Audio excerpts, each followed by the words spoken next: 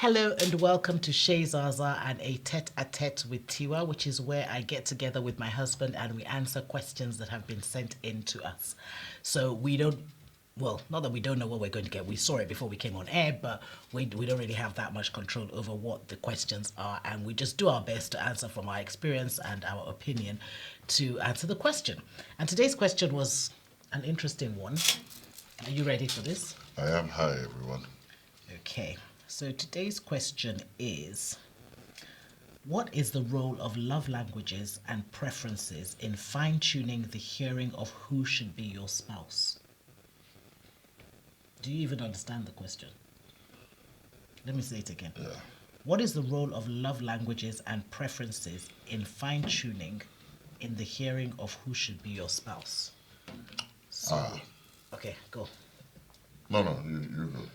I'm struggling a bit because I'm thinking when it says in fine tuning in the hearing of who should be your spouse, in my head that means hearing as in from God. Mm-hmm. So you're hearing from God who should be your spouse. So I'm trying to understand what love languages has to do with this at all. So do you know what I mean? As in how, I think when you've got your spouse, when you know who your spouse is, you need to learn what their love languages are so you can communicate with them better. Yeah. I'm not sure that you need to know what their love language is to decide if they're going to be your spouse. Right. That's where I am with this. And if you're saying hearing, then hear. And love languages are personal to us. What am I saying? My love languages are your way. That's your way. My love languages are your way of Loving you so you of know loving that you're me so that I loved. know that I'm loved. Right. Yeah. So, all the vice versa, by the way. So, the love language thing really should not play a part in choosing or selecting a. I don't even know how that works. So it's like you say, because he knows how to, maybe let's say my love language is his gifts, and because he gives a lot of gifts, so I'm going to marry him because he gives it. Is that how that works? How Yeah, does that even make so sense? that might that might be dangerous because that person might just be good at that particular thing. And yeah, no, I don't think that it should be a guideline in your trying to decide who a spouse is. It says, what's the role of love languages and preferences? So, Yeah. okay, and preferences in fine tuning in the hearing of who should be your spouse. So it's in the choosing of a spouse and it's in the fine tuning of it. So maybe they're saying, like, the last conversation we have, maybe they have 3 people that they think, Fine-tune, and they're right. trying to fine tune which one it should be, and they're saying should love languages and preferences be. I don't think love languages should have a.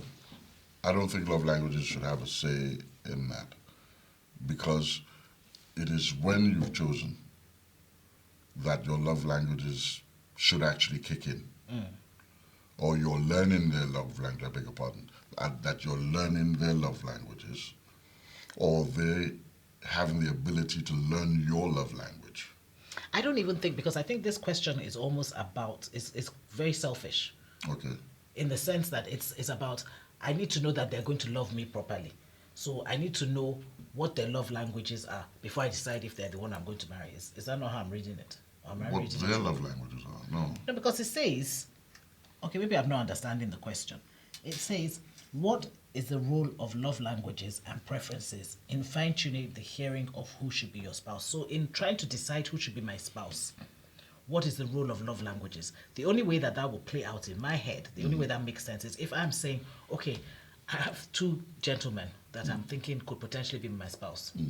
But I want the one that is going to love me the way I want to be loved, or the way I understand being loved. So the one that speaks my love language better is the one I'm going to choose. So that's why I say it's quite selfish. So it's about how I'm going. Because the way I would even think is that maybe you should even be thinking, okay, how can I love him better? You know? That's how. Is that how you interpreted it? That's how it should be. It should be. It should be how. How can I? Because that, like I said, love language is personal to us. It's how that person Receives love, basically. Yeah, it's the best way we receive love, or the expression of love, should I say? Yes. So, I don't think it plays a major part. Sorry, I think it would be. I think this is my opinion. I think it would be misplaced if you use that as a major indices, prerequisite to getting or choosing a spouse, because it's your love languages are unique to you, and it's for that person to learn. And here's the thing with relationships: we learn the love languages. It's not. I don't know. Maybe it's different these days. You come to the table and say, okay, well, these are my love languages. 1, 2, 3, 4, 5, 6.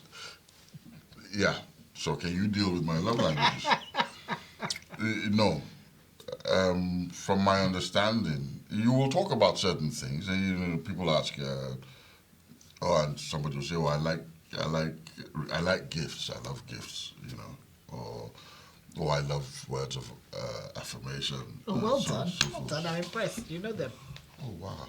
Anyway, yeah, and so on and so forth.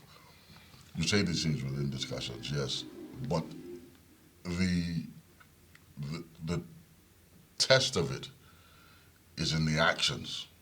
That's when you really know that, yes, that's what it is. A person can tell you as much as they like. Until you engage it yourself, you don't have an understanding. It's a reaction that tells you, as opposed to what they've told you. Like to say, actions speak better than words. It's a reaction to an implementation of a love language, and so on and so forth, that really tells you, that's so on and so forth. So yes, I don't think this is Okay, so because I think we agree that love languages shouldn't really play a role in spouse choice. I think we agree on that. On spouse choosing.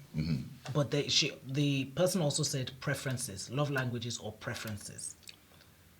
So, do preferences play a role in spouse choice? I mean, I think they must. Yes, preferences certainly. You like what you like, and you like. You don't like what you don't like. Yeah. So I think that preferences do play a role, because preferences certainly. Unless you want to fool yourself, because I think sometimes maybe I shouldn't say this, but let's say, for example, you are particularly attracted to blonde people, and then you go and marry a brunette. You're setting yourself up. I mean, you're setting yourself up. I mean, she could dye her hair, but you know what I mean? But sometimes you have to be real with yourself that actually, this is what I like. I like larger women. I like whatever it is. You have to be a bit, and I don't like the fact that I'm only referring to physical stuff, but you get the point that, everybody has preferences. And so I think preferences do play a role, or could play a role. Don't necessarily have to, but you need to, they could. You've got to have your preferences. You've got to have your preferences. You've got to have your preferences, but you see, it also depends on how, because you see, I'm thinking of a particular couple where she was completely unattracted to her husband, but she knew that God said this is her husband. And then eventually she grew attracted to him. Do you understand? So he wasn't her preference, which is why I made that. So he wasn't her preference initially, but in obedience to God, God made it. And it worked. And it works. Well, I guess but that's a different level. That's like the blind marriages. When I say that, what I mean is married at first sight. What? No. I'm not talking about it. Oh, arranged marriages. Arranged marriages. Yeah, but you see, with arranged marriages, I guess so, because the parents have looked at what works, so what they think will work is compatible or whatever. Yes. And then they do the engaging, and because a lot of a lot of the time they don't really. I mean, I think it's changed now, but before, back in the day, they didn't have. They met once. They met once or Yeah, something. yeah. They didn't have enough time to really even, Yeah. you know. Yes. I remember going to one of my friends' marriages. She was Pakistani, and I went to her wedding, and she cried all the way because she'd met him once, and of course she was marrying him, and it was like she was just so upset. But you know, it worked. There you go. But that initial day Yeah. was very hard for her. She was kind of half happy, but she wasn't really Yeah, happy of course, because she was scared. yeah, Who am I marrying? Where am I going to? But I think in those situations, generally, the parents will have done their due diligence and checked to make sure that they think that they're handing their child to the right person. So I do think that there's situations where maybe preference is not so, but in general, I think that Yeah, I think preference. Yeah, generally, I think preference is a thing. Yeah, I think generally preference is a thing. Okay, then the next thing I want to deal with in this question is then they say in hearing, in fine tuning in the hearing of the choice of a spouse. So let me get it right. Sorry. In fine tuning in the hearing of who should be your spouse. So the last thing I want to say about this personally is that this hearing who should be your spouse, that immediately tells me that it's a God thing. And if it's a God thing, then why are you bothering yourself with all the other things? That's it. If you're trusting God, then why are you bothering yourself with love languages, with preferences? God knows what your preferences are. He knows what your love languages are. So if you're saying that this is a hearing thing, and I'm assuming that means hearing from God, although you've not specified, then let God do it. That's my take on that. Yeah, well, yeah. Being human, we will inject our own parts, which is well, this is what I really like, and so on and so forth. Then again, is that in that hearing, is it? I go back to that. Is it confirmed? And that also has to do with even the person that you're espousing. That you're espousing. You made espousing a word. Sorry, that means a verb. Yeah. Look, this is 2024. You'd be surprised the kind of things that come out. Anyway, yeah. So I think it'll depend on them as well, because like this thing we said the other day about somebody saying that they've said that you are their spouse. Meanwhile, God hasn't told them anything. But perhaps where God has spoken to two, or you go to meet a person and it says, God says that you are my spouse, and the person says, actually, I feel that God has said the same thing to me. Then you're probably perhaps you're on the right path. And the challenge with this thing about hearing from God or God said is that you can't counter that. If somebody tells me that God told them, I can't tell them God didn't tell them. Well, I'll tell you what, if you come and meet me and you tell me, I'll tell you, God didn't tell you. Oh my gosh. Yeah. But you know what I mean? As in, I know what you mean. It's like, it's personal to them. God tells you, and God tells you, and if you are convinced that God has told you, there's really not very much else that I can do. Unless I feel like God specifically told me otherwise, and then I can come like with I that. said, if I'm the one that's involved, but you are just being troublesome. No, I'm not being troublesome. If I'm the one that's involved, and it's not you, don't. God, You mean if it's you that they come and say, okay, fair enough. No, God didn't tell you that. No. You heard it from somewhere else. You gotta check again. Check the tuning. Yeah, but. But anyway, we're not going to go into that, because I know again many stories of people who have been like, never, this cannot be my husband, and then he has been. And then there's you know what I mean? Because God did, well. But again, so it's all that thing of getting in line, aligning here, Fine tuning. Fine tuning. Oh my gosh. Okay, all right. So I think we've answered that. We don't think that love languages should play a role in your choice of spouse, but we do think that preferences could. But if you're hearing from God, then God knows what your love languages are. He knows what your preferences are, and, leave it to him. Yeah. So, and just focus on him. Okay, next question. I don't know if I like this question. What have you learned from each other that has changed you both for the better? My darling, what have you learned from me that has changed you for the better? Let's move on from this question. No, no, I've not changed you for the know the better. reason why? Why? Why I say that is because there's so many things. Well, from that I've learned. So bring one out now. There's so many. I mean, how do you? It's a very seriously. This is not. Yeah, I don't think we have time. So you want to do this in just one topic? Perhaps we'll do that. I'll tell you seriously because it's a lot. I've learned a lot. Okay, we're going to hold him to this because I almost feel like he's chickening out. No. Seriously, and I'm being honest about this. I've learned so much, and there's so many, But these are the kind of things that I tell anecdotally, about the things that I've learned from you. Oh, there's so many different things in so many different aspects of life. I'm not calling you teacher, by the way, but yes, I have. Okay, we're going to bring this as by itself. Yeah, and then we can answer. Yeah, because we don't have enough time. Seriously, we don't. Okay, we don't have enough time. What have we got? 10 minutes. Okay, next question. We will. I'll make sure that he answers that question. Just I'm not letting him off. Well, I mean, hey, I wasn't running from the question. no, I didn't say you were. I wasn't running either. Yes, you were. No.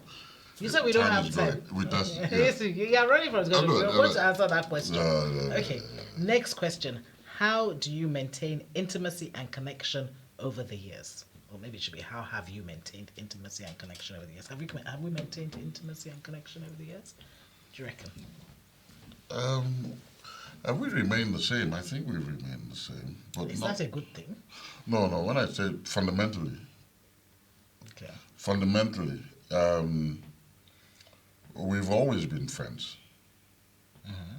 And so first instance, we've always maintained our friendship. Yeah. Yeah. And we've also always maintained the things that keep us from not opposing each other, I think. I don't understand what that means. From fighting, for instance. Yeah, and this is, I used the word the other day as well when I talked about yielding. Because you have to be in that space, I think, to continue to be... Of yielding. No, not yielding, but to be in this... You've got to be to be intimate and... Connected, you have to be in a certain state of mind. What state of mind is that? Perhaps peaceful. Oh, I see happy, what you're going. Okay. You have to be in that space for these things to remain. When you have things like strife and conflict and so on, that's when you begin to draw apart or draw apart really. So I think maintaining that ecosystem of love, of respect, of consideration, of compassion, and so on and so forth. I think you get my point. So I think what it is maintaining that ecosystem. That is what keeps the intimacy and connection of that. Would you then say that, because you see, would you then say that there's certain things, apart from maintaining the ecosystem, would you then say that there's certain things that one has to be intentional about doing to ensure that the intimacy and the connection remain? Or are you saying that just by being intentional about keeping the ecosystem, then the intimacy and the... Yeah, that's what I'm saying. Being intentional about keeping the ecosystem healthy, everything else falls in place. So I get the connection. I kind of agree with you, to be fair. I'm just thinking that I can almost hear someone saying that, but okay, don't you, because I'm always talking about how one has to be intentional because things don't happen if you're not intentional. So, I'm thinking what would be intentional what could one do intentionally to be intimate or to keep intimacy? So I'm thinking things like conversations. I'm thinking things like, maybe date nights. I'm thinking things like, so that's how I'm thinking. And I'm thinking, how much of that do we do? So I'm going through this whole thing in my head. I'm thinking, how much of that do we do? And how intentional are we about doing them? So, things like date night, like you said, they are, I think, the add-ons. To this ecosystem. Yes, they're just no, because they're still part of the ecosystem. Okay. But once when I say ecosystem, I'm talking about things that are fundamental to a healthy relationship. Yeah. And so all these things are fundamental. So when you say intentional, I'm thinking they are normal. Yeah, no, they should be. They are I normal think, within it yes, I think so. to make it function properly. Yeah. So being intentional about the ecosystem. Then the fruit of that. The fruit of that all is all those other things. things. So do you think that we're succeeding at that? Well, we're still here 27 years later. What's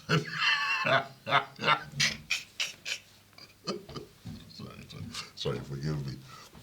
Do you think we are succeeding Yes, I at think- that? I think- at intimacy and connection? Yes, I think so. Because just being here 27 years later doesn't mean that we're succeeding at. Can you believe this, man? Can you believe it? Yeah, I think we're succeeding at it. Who knows? We can probably go on more dates. You could probably be more available. Yeah, and this time. What does it say? Time permitting. Yeah, I think that's the word. Yeah, but you see, that's the whole point about being intentional. You make Make time more work time for you. and all that. Yes, Yes. You're right. Yeah. You're right. So have we answered the question? Let me see. When you said be more available, this is a two-way street, no? No, just you. Yeah, so how do you maintain intimacy and connection over the years? Okay, so I guess what we're saying is that there is some intentional stuff. Certainly from my point of view, there is some intentional stuff. But in terms of the ecosystem, I think what Wale said is very deep. It's very key, actually, that in just maintaining the right environment, the right the right ecosystem, the fruit of that is that we are, maintaining intimacy, maintaining connection, we're checking and everything. So some of the things I do think come as second nature to us now. I do think that there's certain, the checking in, the always being in touch, that sort of thing. It's kind of second nature now. So we're not necessarily thinking, I must call Wale, I must call Tinuke. It happens automatically. And I think that's what he means, right? Because the environment is, But how did that happen in the first place? I think there was some intentionality. We were very intentional about making sure that there were certain things that we would not do. We're on the same team. We're not going to fight each other. We're not, so there were certain things that we were very intentional about. And I guess having been intentional about those things, we've got the ecosystem that is now yielding the fruit of all these other things, which is why I'm struggling to respond in any way. I can't see how much time we have left. Okay. So so I think that it's important to be intentional about specific things. I have found in my life that you have to be intentional. Well, I have to be intentional if I want things to happen. So even if that's just meeting up with a friend, if that's going somewhere, doing particular work, whatever, I have to be intentional. If I'm not intentional, life takes over. And when life takes over, then nothing happens. So I think in relationships, I say this all the time, relationships are living things. And if you don't nurture them, they're not going to grow. Absolutely. And so you have to decide how you're going to nurture them. And intimacy and connection are key in a marriage. So yes, those are things that I guess you need to be looking at nurturing, and how you go about nurturing that depends. You see, the way we've done it is we've nurtured things that are deeper or bigger maybe than the actual thing. So yes. Anything else to say on that? No, that's it. Yeah, that's it. Yeah.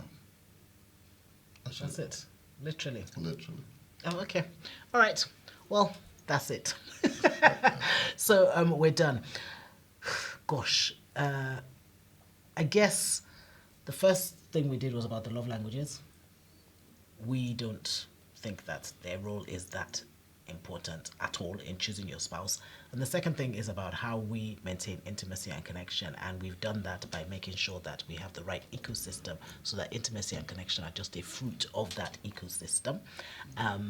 And yes, that's it from us. So do follow us on YouTube. If you have anything you'd like us to talk about, any questions, do send them in to us and we will try and address them. Don't forget to subscribe if you follow us on YouTube. Don't forget to subscribe so that you can know when to subscribe and to press the notifications so that you know when we post something on there. And yes, we'll see you next time. Rock your own gorgeous. God bless you. Sayonara.